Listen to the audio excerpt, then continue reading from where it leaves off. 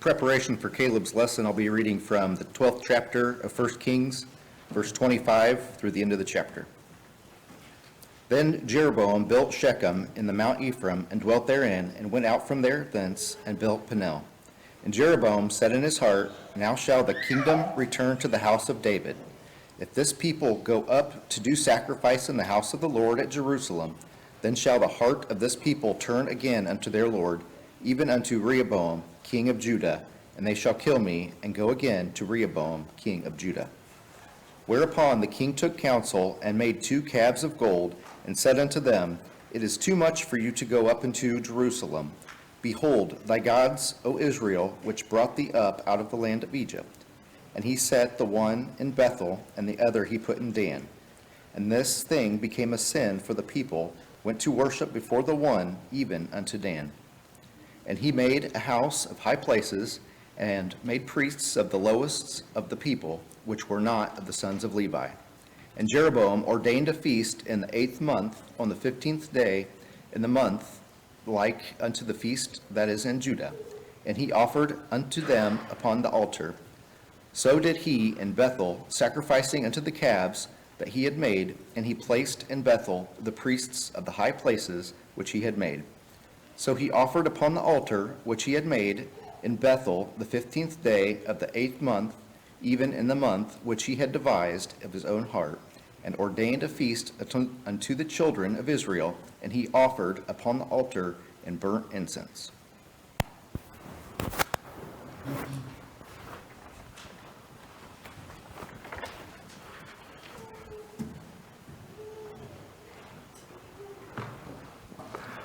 So, good morning.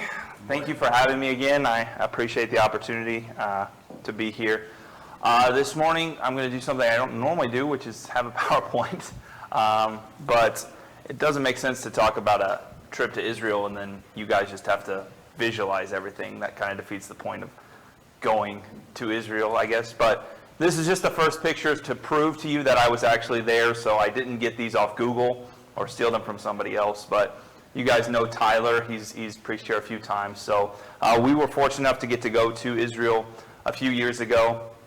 And so when I was thinking about what I would talk about a couple months ago, I was talking to Gene briefly, and I was like, I might do that trip I did to Israel, and I think you guys might enjoy some of it. But I'm not just going to give you a slideshow of everything. There's too much there, and I think you would kind of miss the valuable parts of the trip are really the lessons you take from it, more so than the necessary places that you visit.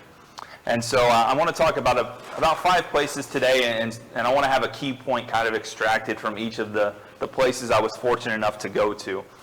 But our tour guide kind of mentioned that when you go to Israel, the cities you visit, the land itself becomes like this 5th gospel. It's like seeing the Bible in this new color, this Technicolor. It comes to life in ways that it didn't have the opportunity to before. If you're fortunate enough to visit, you just you see all these things that, before were words on a page that you had to create the image in your own minds. And I don't know about you, but I always remember loving those picture cards in my Bible classes growing up, where it would be a drawing of what's happening, and I'd be like, oh, that's what David looks like, clearly, because some random guy 20 years ago painted a picture, and now it's on this little note card for me. But as a kid, I just wanted to be able to see those things that I was reading. All right? And I've always been more of a movie guy because I don't think I was creative enough to always take things from word and just put them into reality. But being able to go to Israel and be able to see these things, it brought things to color for me. It brought a new life to the words and to the scriptures. And so I hope that this morning I can provide some insight to you guys for some of the places that I've been, and more importantly than the places I've been, the lessons that I've been able to learn by seeing those places. So the first place I want to mention is the city of Dan, which is why I'm very grateful we were able to read that scripture reading this morning. I don't want to read all the way back through it again, but hopefully when you were reading, as we were all reading together in 1 Kings chapter 12, that hopefully is a memorable time for you guys when you think back to this is right at the start of the split of the two kingdoms, right? Like Rehoboam made that common mistake of trusting a bunch of his buddies as opposed to all those old advisors, and what do you know, things went bad, and they went bad really, really fast, okay? And so you have the people are splitting, the tribes of Israel have just gone and appointed Jeroboam king. They have made him their king. And Jeroboam's not a foolish man. He's a very smart man, because here in 1 Kings chapter 12, he realizes to start off his kingdom, he can no longer have the people be going back and forth between the northern tribes down to Jerusalem to worship. All right, he can't have the people constantly being brought back to where they were, to what they were used to the things that they used to do. And so he devises in his heart, he says, all right, I got to keep them from going back to Jerusalem. I got to keep them from going back there to where eventually they'll just be like, yeah, let's go back. Let's just go back to the way things were. And so he sets up this altar, these temples, and he makes these gold calves. All right, and one of them he made in Dan, which is where we were fortunate enough to get to go to. And you got to see remnants of where this temple would have been placed. All right, and while, like most things then, there's not 100% remaining pieces so that you have everything there, but you can see the shards and the remnants of what was once there. And it's important to note, Jeroboam makes these golden calves. And I always thought initially, like when I would read these stories, and Jim kind of mentioned the significance when you read through the scriptures, right? You pick up things you never noticed before. And just like with the people in Exodus, and here again in 1 Kings with Jeroboam and the people, I always kind of initially thought he was just making up some brand new god, right? Like how did he convince them? But the truth is he doesn't do that, right? Because that would almost be too sudden of a shift for the people to take, right? They would be like, well, we don't worship this other guy. But it doesn't say he created some new god for them, right? It was, hey, he creates this golden calf, but this is the God you've been worshiping the whole time, right? And the same thing is what Aaron did as well when he took all the gold and the earrings and all those things and he melded them together to make that golden calf. He didn't say, hey, here's Joe Schmo, this is actually the God you should worship. He said, no, this is the God that you've been worshiping. This is actually the God who delivered you out of the hands of Pharaoh and delivered you out of Egypt. So the people now think, all right, this is who we're supposed to worship. So why do we need to go back to Jerusalem? Why do we need to go back there?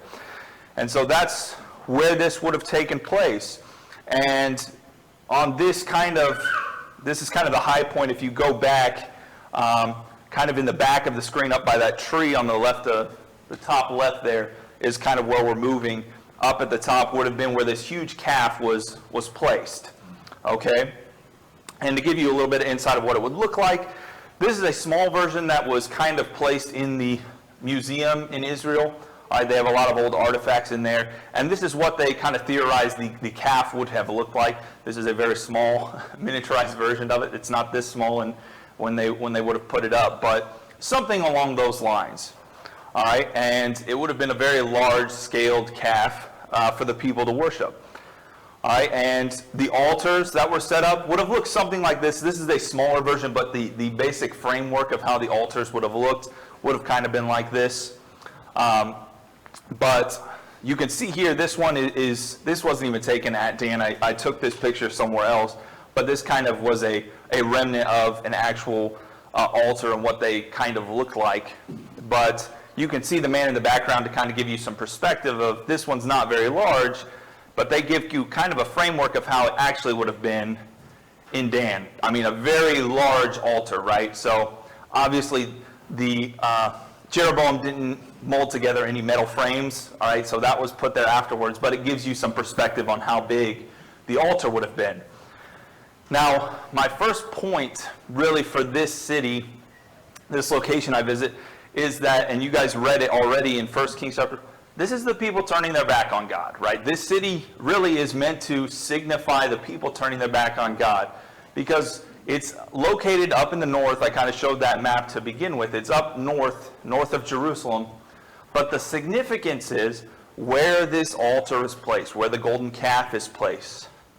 The people were actually turning their back towards God. So when they would have been bowing down to this golden calf, when they would have been burning sacrifices, it was facing north. It had Jerusalem behind them. They were not facing the temple. They were literally, figuratively, metaphorically turning their back to God in their worship now. And they had put God behind them. And so that was a big thing I didn't know until going there. And you see the significance of the temple. You see the significance of the false idol that Jeroboam built. And yet, through all of that, the greatest thing that kind of struck home for me was they're literally turning their back on God. Like they have put God behind them, just like Jeroboam wanted them to. He did exactly what he wanted to get the people to forget about their commitment to the Lord. So moving along, to be honest, one of my top places that we were able to visit was called Banias, or Caesarea Philippi, as it's known in the Bible. So if you want to, go ahead and turn over to Matthew chapter 16. Matthew chapter 16, we have this story taking place with Jesus and his apostles in Caesarea Philippi. And if you would, please read with me through the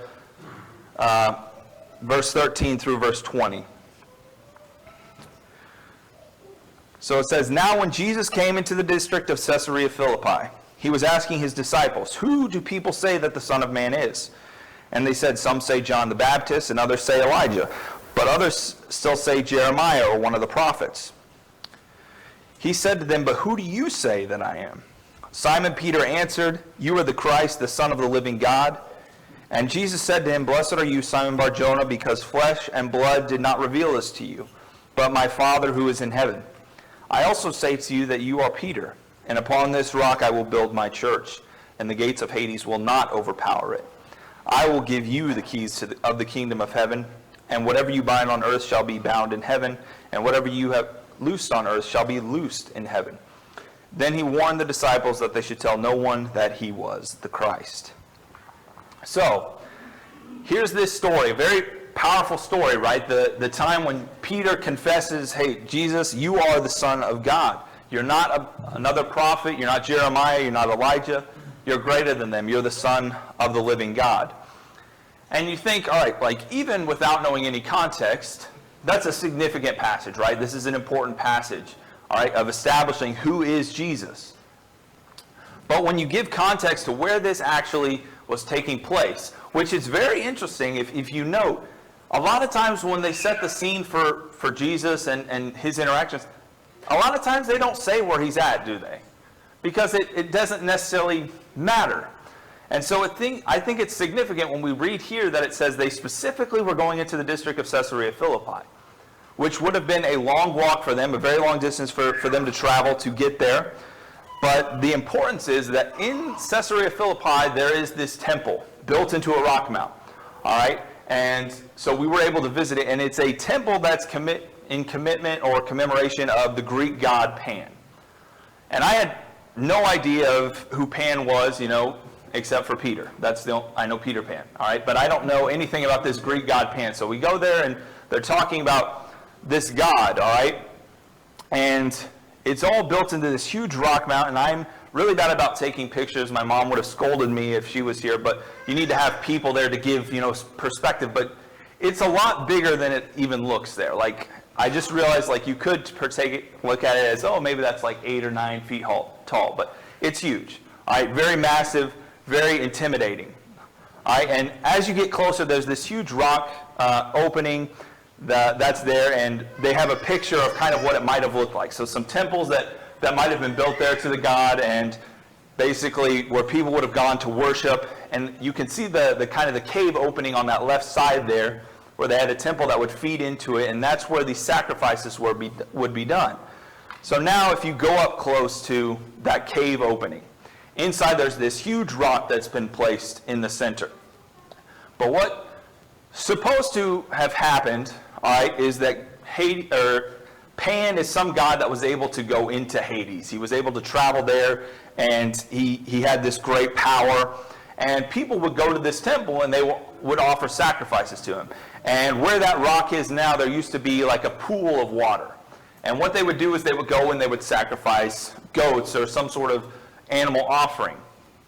And if the offering, sunk, then it was accepted. And if it didn't, if it just floated there, then it wasn't accepted by Pan.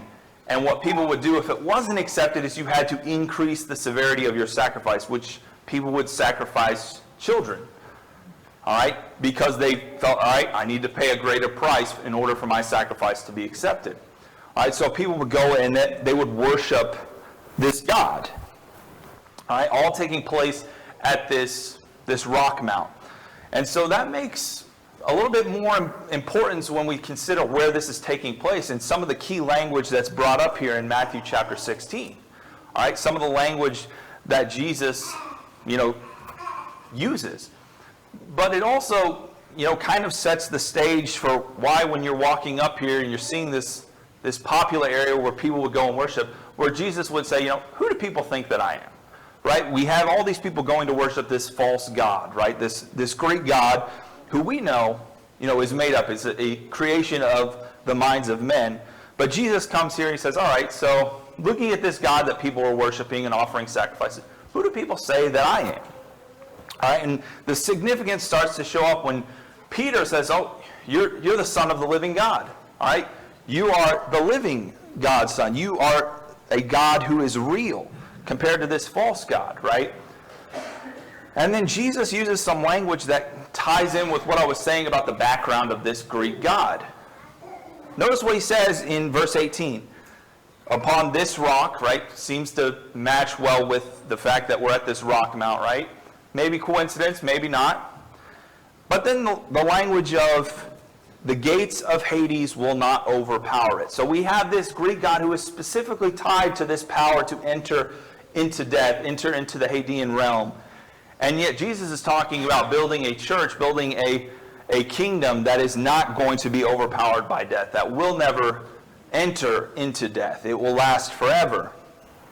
And so for me, all this stuff just kind of kept adding up to pieces that show the significance of, hey, like once you know where this took place, where this conversation took place, it gives so much more power and emphasis to what Jesus is saying here. So you guys see this large temple and people are worshiping, and then Jesus makes this great proclamation, all right, that I am of a kingdom that is not going to pass away. I am ruling over a eternal church. And that gives it so much more weight to this people. Like, here is this living, breathing God before you that you are going to rule under, that will rule over you, I should say, versus this false god that people are offering sacrifices in the form of animals and children, and showing the contrast there. And so this is establishing Jesus as the rock of our church, as the rock of all people's hope and salvation. All right, and the contrast there I found was quite significant. And so hopefully when you read this passage now, you're able to tie in kind of the connection between these two. Sorry if it seems like I'm going through these fast, but I want to get through each of these locations. But I thought this was a really powerful moment for me to see something that you talk about the context, and when people talk about context, and usually like when a Bible class teacher's like, hey, you need to know the context of this, and then they say, all right, now let's go back a chapter, and then we read, and that's the context. Versus here, you have to know the geography and the layout of what's going on there and the culture of that time and how they would worship. And so that gives it even more significance. Another place that I'm going to be honest, I didn't know much, if anything, about before going to Israel was Lachish. All right, and Lachish is, maybe to many of you, not a popular place in the Bible either, but it's actually kind of considered a place that was fairly significant in terms of the kingdom of Judah, and even so much that some people considered it the second most important city behind Jerusalem for that kingdom. All right, and it was a kingdom or a fortress that was set up on a hill, which a lot of fortresses would try and do to have an advantage in terms of against onslaughts of armies or whoever might possibly try to siege them. All right, so it was placed up on a hill, and the significance is, if you actually turn over to Jeremiah 34, it's a very brief passage, but it basically talks about, in Jeremiah 34 verse 7, it talks about that before the Assyrians siege Judah and come upon them, before God responds by killing 186,000 of them, it talks about specifically in Jeremiah 34 and verse 7 that of all the cities and the fortified places, there were only Lachish and Azekah were those fortified cities that were remaining. All right, before the Assyrians were going to try and come upon them. All right, and so the significance of that might seem like, okay, that's a really random detail, right? And showing these pictures of the city and Lachish, it's like, where are you going with this? Where's the big turning point? Well, you've got this picture of the remnants of this siege mount that the Assyrians built, which is similar to, if you guys know the story of the Romans sieging Masada, which is a popular story, building up this mound of dirt and rocks and stuff that the army was able to climb up and then eventually, attack the city and overcome it. Once you get a little bit more into the details beyond just the siege, there was found some shards that were there at the city. And here's Jeremiah 34, verse 7. They actually put it on a little plaque at the remnants of the city. But there were shards that were written as notes to get information out, known as the Lachish letters. All right, they were just writings on pot shards, little broken pieces of pots, kind of like this.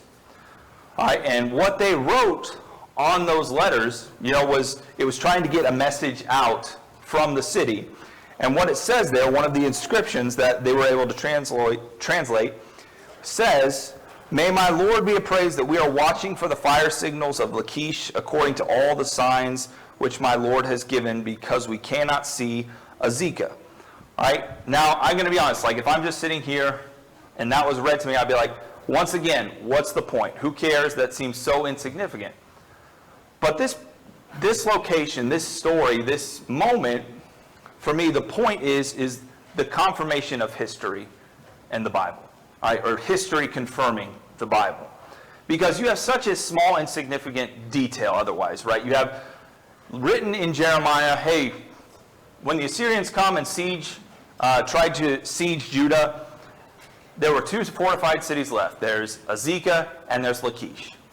Okay, whatever. Like, we probably move on past that passage and we don't think of it again. It's not important to the story, quote unquote. Then we move to history, right, itself. And there's pot shards that say, okay, we have people saying, hey, we can't see the signal fires from Azekah anymore. We're having trouble getting, we're watching for the fire signals of Lachish, but we don't see them. We don't see the fire signals from Azekah. Now, to just drop that knowledge in, to just drop this quote in out of nowhere, seems insignificant. But what this is history, the smallest detail just being found to confirm that during this time there were two cities left that would be lighting fire signals, two fortified cities that would be signaling, hey, enemies approaching, Assyrians are here or whatever, and it's Azekah and Lachish. Those are the two remaining cities. Just like it is said in Jeremiah 34, verse 7. And the significance really behind it is that this isn't the only tiny detail that is confirmed by history. This is not the only little small event that is confirmed, but all of them that have continued to be found continue to confirm the validity of the Bible. God's word is continually confirmed by the outcomes of history. One of the first stories that I found out that, the Bible itself doesn't even confirm within its pages, like a lot of times you read about prophecy and they say, and this was fulfilled so-and-so, and this came to pass whenever, was in Ezekiel 26 when we find out about the judgment that God puts on Tyre, right? And this is what's going to happen to them, and the remnants of their city are going to be scraped into the ocean, right? And it's never going to rise again. Never to be that great port city that it was. And sure enough, they get destroyed, but there's remnants. They move off to this little coast off the island, off the land, and there's still remnants of the people of Tyre. But it takes some time for God's prophecy to come to pass, and it's not even mentioned in the Bible as coming to pass this way. But years and years and years later, some insignificant little king from Macedonia named Alexander the Great comes and he sees those people and they taunt him, and so he decides, I'm going to go out there and I'm going to destroy them, and he scrapes the remnants of that city into the ocean, builds a causeway and goes over and destroys them. That's history being confirmed by the Bible. Those are details that God said, you know what, let you look up and research that on your own, because it's going to confirm the validity of my word. That's what God gave us the opportunity to do. If we want to spend that extra time researching and studying, He's not worried about us finding some, issue or, inconsistent truth. He knows that if we put even more study, things will continue to be confirmed as He has written them. And this is just another one. As simple as it may be, but those were the two cities remaining, and history on the smallest detail written on pot shards that were discovered confirms that this happened. And the king of Assyria, King Sennacherib, he had some great large mural, created to signify his great victory over Lachish, and you can kind of see there on the left-hand side of them building the siege mountain and climbing up it to sack the city. So history continues to confirm God's word. Now, I don't want to spoil anything for those of you on Wednesday night class, but in 1 Samuel 17, some pretty cool stuff happens, but you'll have to wait a couple of weeks to get fully into that, I guess. But in 1 Samuel 17, verse 1, we are introduced to the situation of David and Goliath. And starting out in 1 Samuel 17, I put it up here on the board for you, but it says, Now the Philistines gathered their armies for battle, and they gathered at Sukkah, which belongs to Judah, and encamped between Sukkah and Azekah in Ephes Damim. And Saul and the men of Israel were gathered and encamped in the valley of Elah, and drew up in line of battle against the Philistines. And the Philistines stood on the mountain on one side, and Israel stood on the mountain on the other side, with a valley between them. Okay, so this gives a pretty good image of what's going on here, right? And so when I got to go to the valley of Elah, which showing it back up here on the screen, it's down in the southern part of Israel. You get this image of how everything is going to go out and how things are going to look. And I guess as a kid, this was a pretty cool story. And so you want to be able to visualize, all right, how did everything go down? What did it look like? And so God gives us a great image of how this is, all right? Details it out. And I'm sure those of you reading this have already created an image in your mind, right? Like, how would this have looked? Well, I hope it looks something like this, right? A large valley with mountains on one side, mountains on the other, a big valley between. All right? And so you see, hopefully, by this image, you can kind of picture these two large armies on either side. The Israelites, looking at this picture, would have been on the left-hand side, and then the Philistines across the valley on the mountains on the other side. And, they stretch down quite a ways. Actually, as you kind of continue down, if you were just to walk down that valley with the mountains between you, you kind of actually it'd be like walking right towards Gath, where Goliath is actually from. Now, you're thinking about one thing, I'm sure. Well, Caleb, I know for it to actually be the Valley of Elah, there has to be a little creek or something there, right? Like, that only makes sense that there's some creek, right? Well, of course, it's right there on the side where the Israelites would have camped. Now, for me, like, once you're there, you're already, like, hyped up and, like, getting crazy goosebumps and everything, but then you're just like, oh, where's the creek? Like, it wouldn't make any sense, though, if they were like, oh, it's on the other side by the Philistine camp. You'd be like, uh-oh, like, they might have messed up where this actually is. But then, no, it's right along the side of the mountains by the Israelite camps. And so, I got to tell you, people have really scavenged through the riverbed there and taken all the good stones. I got one, but I don't think it's the one used. But you're there, right? And you're seeing these things, and it's really cool, right? And I don't usually get overwhelmed or like goosebumps just by being at places too much. But like that was like you see it all play out before you. You see everything occurring. And so this is really, the point here for me was like, we talked about history confirming the Bible. Here is the geography itself confirming the validity of the story that God, played out for us in 1 Samuel 17 when he delivers David from Goliath's hand. So everything fits just as it would have, just as it makes sense in the story. When, all right, there's the camps on either side, there's a valley between, there would have had to have been a creek bed for him to get the stones from, and everything fits just like it would have to for that place to be real. It's not just something on a page anymore. It's real. It's happened. It's true. So the last kind of location I want to go to is in Jerusalem. Going to end at Jerusalem and kind of wrap things up there. If you would, I guess it's on the screen. So Matthew chapter 26, I would still open there. I'm going to kind of reference a few passages in Matthew 26. But starting in verse 30, it tells us, after singing a hymn, they went out to the Mount of Olives. Okay, so this is kind of setting the stage for Jesus and the night he was betrayed and he was taken into captivity.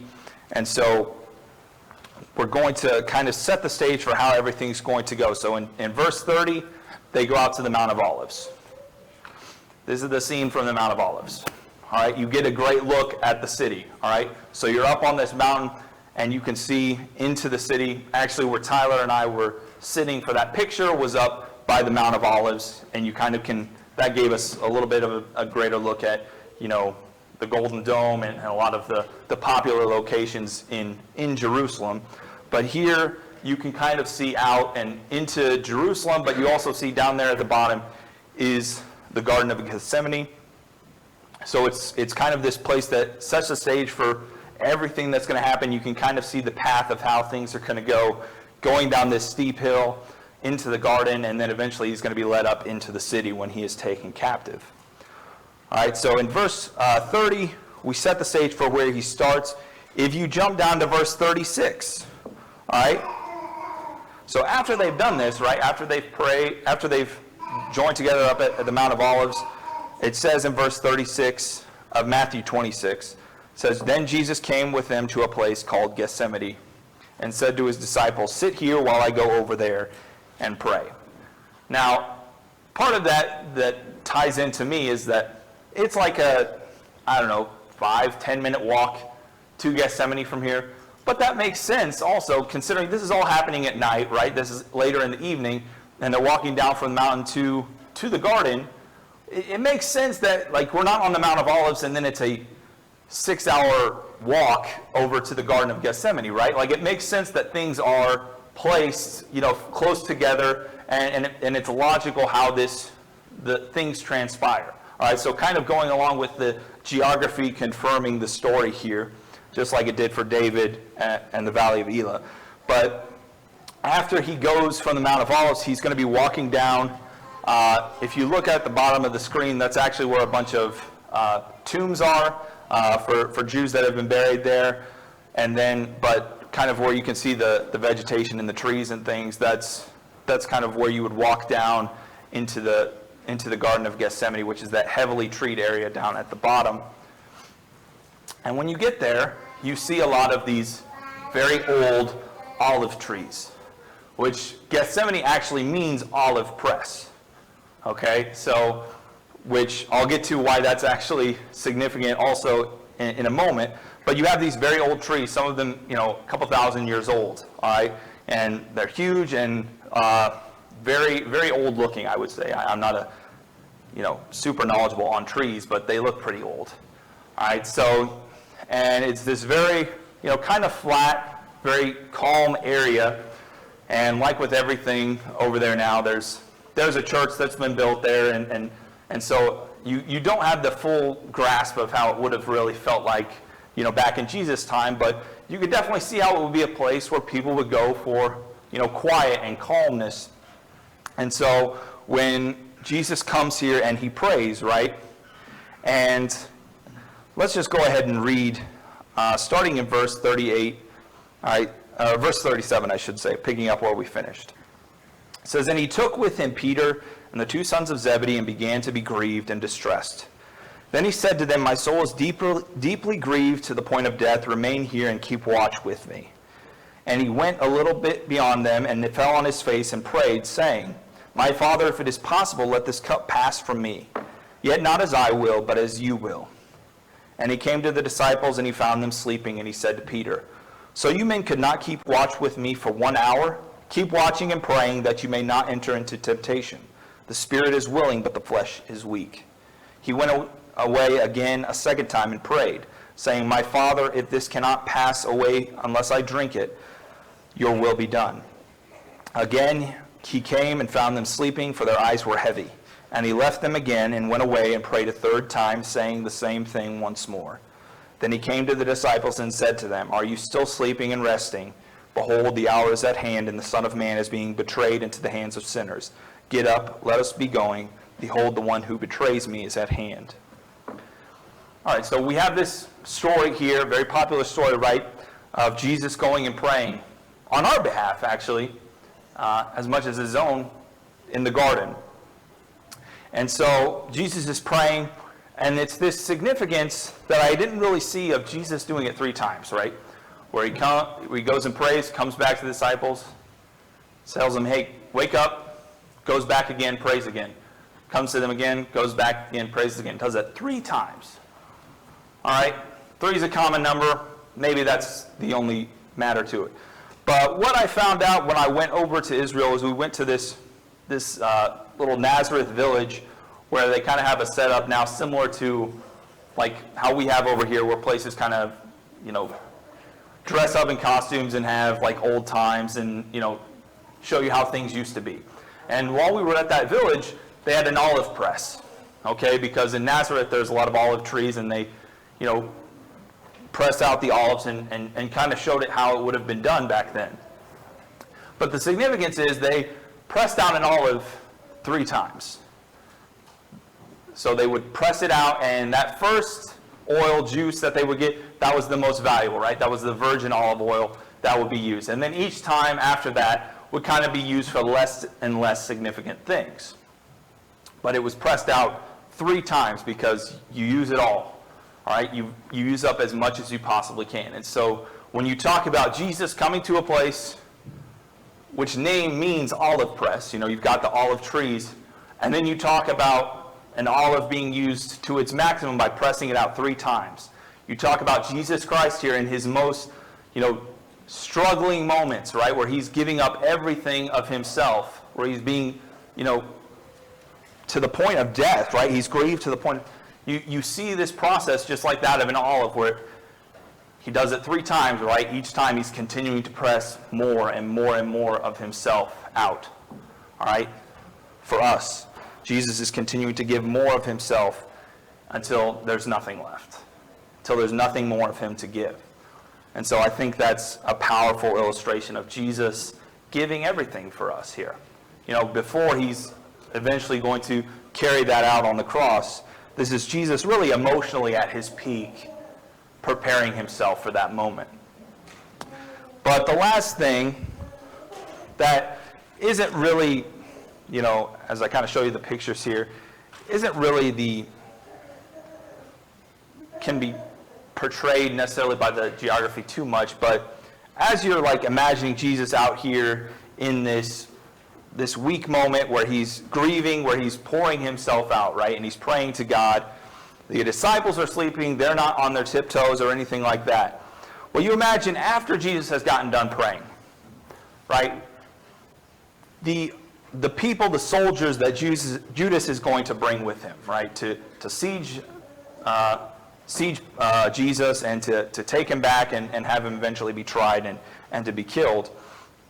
This kind of gives you the layout of how they would have come and gathered up Jesus. All right, so down here kind of in the bottom right outside of the screen is where the Garden of Gethsemane is. You can see the Kidron Valley there in front of the city. All right, but these soldiers that were going to come with Judas, all right, it's night. They're going to have torches, right? They're soldiers, so they're going to have armor and swords and weapons that clang and make noise, especially when there's several of them, right? So when you think about that, even though Jesus is all-knowing, he knows what's going to happen, he knows where they're going to come from, you still now have this even greater image of Jesus' self-control and his commitment to his sacrifice for our sake.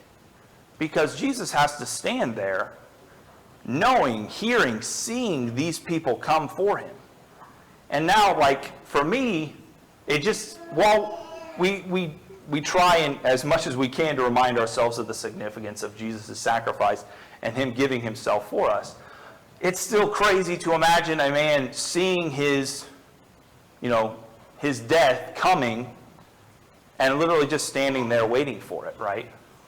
It wasn't a Judas snuck up with 100 of Roman soldiers, in the middle of the night and Jesus didn't hear him, or Jesus only knew they were coming because he's God.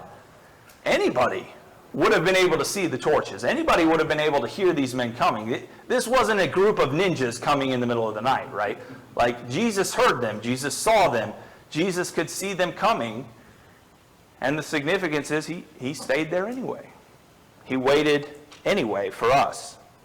And so it's funny how you go over there and you see all these things and you just think like you're going to all of a sudden know things that you didn't know before. And I guess it's true, but it all comes back to Jesus anyway.